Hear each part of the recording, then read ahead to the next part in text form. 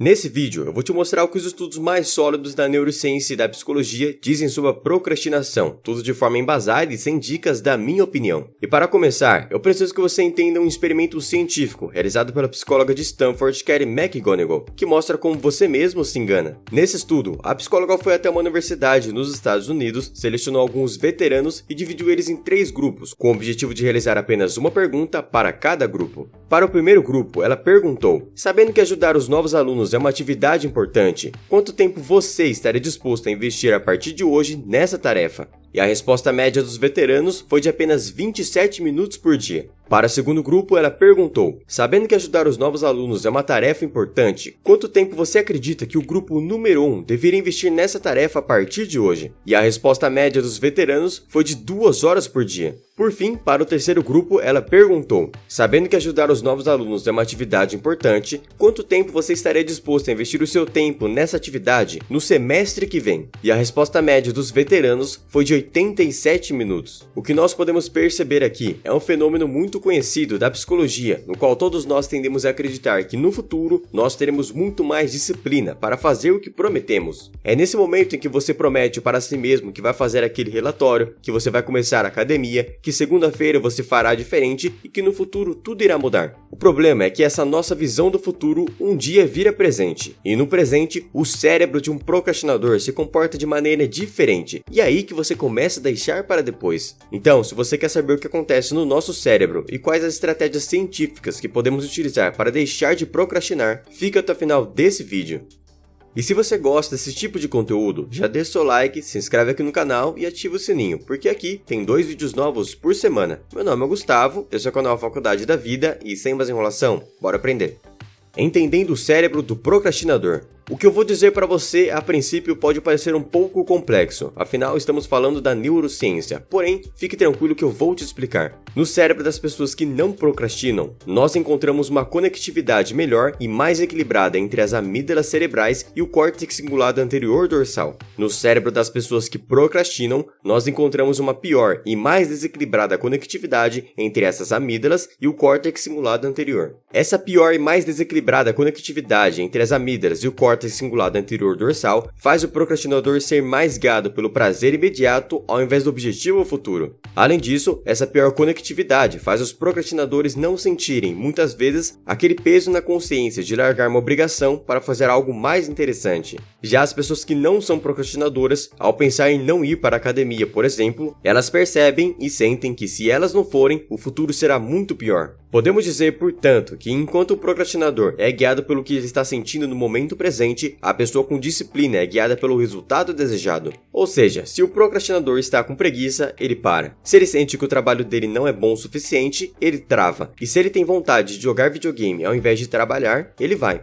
O que é diferente com a pessoa orientada para o resultado, pois ela até sente preguiça e tédio, mas mesmo assim ela faz o que é preciso ser feito, porque o foco dela está no resultado futuro. E agora você pode me perguntar: então, se faz muito tempo que eu procrastino, não tem como eu mudar esse comportamento, já que ele mudou o funcionamento do meu cérebro? E a verdade é que todos nós podemos sim mudar qualquer comportamento, desde que haja esforço e constância em cima de estratégias válidas pela ciência, e é isso que nós iremos ver. Estratégia número 1. Faça seu córtex cingulado anterior dorsal trabalhar. Como eu disse para você, no cérebro de um procrastinador, não existe uma detecção tão boa do problema de priorizar um prazer imediato ao invés de um resultado futuro. Por isso, o que precisamos fazer é deixar bem claro para nós mesmos a dor e a incongruência que iremos enfrentar ao procrastinar alguma atividade. Para isso, a primeira coisa que você precisa fazer é pensar em 3 possíveis consequências caso você não faça alguma atividade específica, seja ela uma tarefa ou alguma meta pessoal. Então, se meu objetivo é andar de bicicleta todos os dias, se eu não fizer isso, eu posso dizer que eu vou engordar, eu irei decepcionar a minha médica e ainda vou aumentar o risco de todas as doenças possíveis. O mais importante aqui é que você pense nas consequências que realmente causem dor em você, algo que toca naquela ferida só de você imaginar. Assim, quando em algum dia você perceber que você está pensando em desistir de andar de bicicleta, você vai olhar no espelho e irá pensar ou falar em voz alta: nesse momento eu estou pensando em procrastinar, e se eu fizer isso, eu vou engordar, eu vou decepcionar a minha médica e eu vou sofrer com várias doenças. Quando fazemos isso, trazemos clareza do problema e o seu córtex cingulado anterior dorsal detecta que existe algo errado, que você precisa evitar isso. E é claro que essa frase foi apenas um exemplo de como você pode sair desse processo automático da procrastinação e levar para a nossa consciência. Mas podemos falar outras frases como: eu estou pensando em procrastinar. Como eu vou me sentir no final do dia quando eu perceber que eu sou um grande mentiroso? Ou eu estou pensando em procrastinar. O que o João iria pensar de mim nesse momento? O que Maria acharia de mim se eu deixasse esse conforto ser maior? Enfim, desde que essa frase faça sentido para você, com certeza ela fará uma grande diferença. Mas agora vamos ver mais algumas outras estratégias para combater a procrastinação. Estratégia número 2. Jogue a favor das pesquisas. Em pesquisas sobre quais as atividades que são mais procrastinadas, podemos perceber que 88% delas são consideradas chatas e 49% delas são consideradas muito longas. Assim, o que devemos fazer é óbvio, já que as pesquisas mostram isso, porque nós não buscamos deixar algo mais legal e mais curto. Então vamos ver como colocar isso na prática utilizando 3 exemplos. Um objetivo em relação à leitura, outro para atividade física e outro para aprender uma nova língua. Vamos dizer que você está pensando em começar a ler todos os dias, e se você não está acostumado com a leitura, essa não é uma tarefa nada fácil. Porém, podemos deixá-la um pouco mais interessante, se escolhermos livros de assunto que gostamos. Além disso, devemos começar aos poucos com a leitura. Ou seja, ao invés de prometer que você vai ler um livro por semana, que você sabe que irá desistir, comece lendo apenas 2 páginas por dia. E pode até ser que ler apenas 2 páginas por dia não faça diferença na sua vida, mas as chances de você não procrastinar e aos poucos construir esse hábito são muito maiores. Se você quer ir treinar na academia, comece fazendo apenas 30 minutos de exercício por dia, e conforme o hábito for sendo estabelecido, vá aumentando a intensidade. Em relação a deixar essa atividade mais interessante, por que você não treina com algum amigo ou ouve um podcast que você gosta enquanto treina? E por fim, para aprender uma nova língua, procure por cursos presenciais ou online que possuem uma didática diferente, que seja algo mais interessante para você. E se você preferir por cursos online, por exemplo, você mesmo pode determinar tempos mais curtos para esse estudo, e aos poucos vai aumentando o tempo. Agora, pense se existe alguma forma de você deixar a sua atividade mais divertida e menos demorada. Mas como isso não é possível para tudo que desejamos, vamos ver mais estratégias.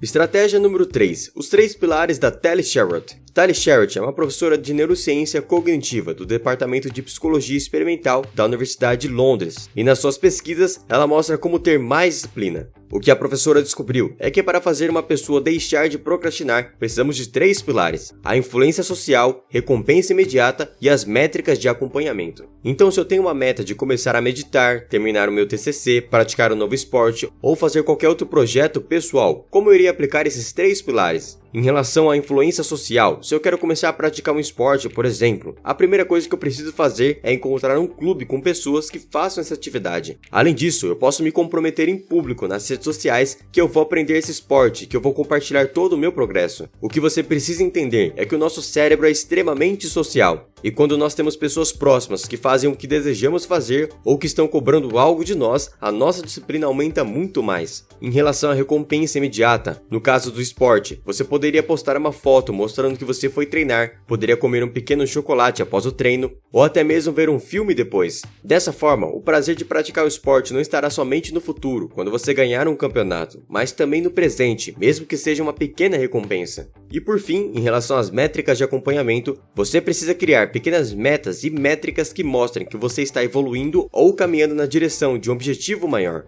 Algumas pessoas, por não perceberem a sua evolução em alguma atividade, acabam desanimando e procrastinando essa atividade. No caso do esporte, você poderia perguntar para o seu próprio professor quais seriam os critérios de avaliação dele, e assim você colocaria isso como meta. Aquele que convive com pessoas certas, se compromete com as pessoas, se dá uma recompensa imediata pela tarefa realizada e acompanha sua evolução, aumentem até 80% as chances de realização.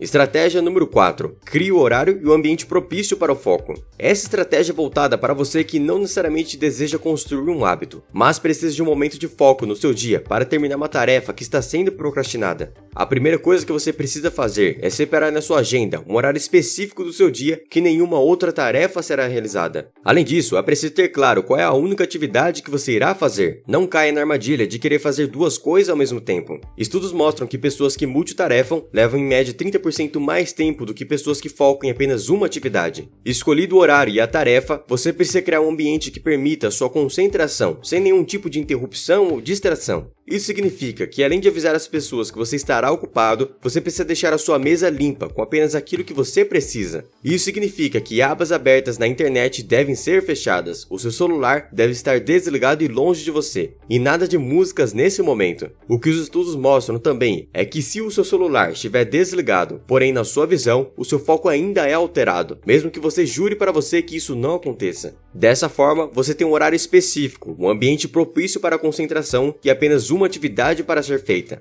Mas a ideia não é passar horas nesse estado de foco. O que precisamos fazer é dar pausas para cada 1, 2 e no máximo a cada 3 horas, pois mais tempo do que isso, seu ritmo começa a diminuir. E nesse tempo de intervalo de 10, 15 minutos, faça o que você quiser, desde ficar nas redes sociais até comer alguma coisa e ir ao banheiro. Se você fizer isso regularmente, você está treinando o foco do seu cérebro e ficará cada vez mais fácil ficar mais tempo e ser guiado pelo resultado futuro e não pelo prazer imediato. Estratégia número 5. Se você procrastinar, não se critique. Geralmente, no final de um dia de procrastinação, as pessoas costumam ser extremamente críticas com as suas ações, dizendo coisas horríveis para elas e às vezes até punindo seu comportamento. Se você é uma dessas pessoas, saiba que você não só não está melhorando esse comportamento, como também estará mais propício a procrastinar no próximo dia. De acordo com os estudos da Universidade de Carleton, no Canadá, pessoas que se punem pelas suas procrastinações têm maiores chances de procrastinar na próxima vez, enquanto que aqueles que se perdoam pelos dias que procrastinaram têm uma menor probabilidade de deixar para depois, de forma a aprender com as suas ações. O que você precisa ter muito claro é que, ao contrário do que muitos gurus dizem por aí, a procrastinação não é algo que podemos eliminar para sempre das nossas vidas. Eu, você, Bill Gates, Usain Bolt e todas as pessoas do mundo procrastinam, algumas mais, outras menos, algumas com coisas mais importantes, outras com coisas menos importantes, mas todos nós procrastinamos. O que você precisa saber também é qual o resultado que você realmente deseja construir e direcionar o seu esforço, foco e disciplina em cima disso, sem querer atingir 20 metas no ano. Como eu disse para você, a nossa capacidade de foco é limitada, e aquele que diz que é produtivo durante o dia todo não só é um mentiroso, mas também provavelmente não tem foco nenhum. Se hoje você procrastinou algo que era importante para você, tome consciência disso, veja como você pode melhorar e direcione o seu foco para isso no dia seguinte. E tudo sem punição, sem autocrítica e sem criar crenças limitantes em relação à sua capacidade, apenas entendendo que todo mundo passa por dias mais difíceis. Tudo que eu disse para você tem como base estudos, e apesar de ser algo simples de aplicar, adianto para você que não é nada fácil, exige sim muito esforço. Mas não é só porque algo é desafiador que você vai deixar de fazer. Afinal, para alcançar qualquer resultado relevante, primeiro precisamos enfrentar as nossas dores. Eu espero que você tenha gostado do conteúdo desse vídeo, eu fiz com muito carinho realmente para te ajudar. Então já deixa seu like, se inscreve aqui no canal, porque é de graça e me ajuda demais. Muito obrigado pela sua atenção e até o próximo vídeo.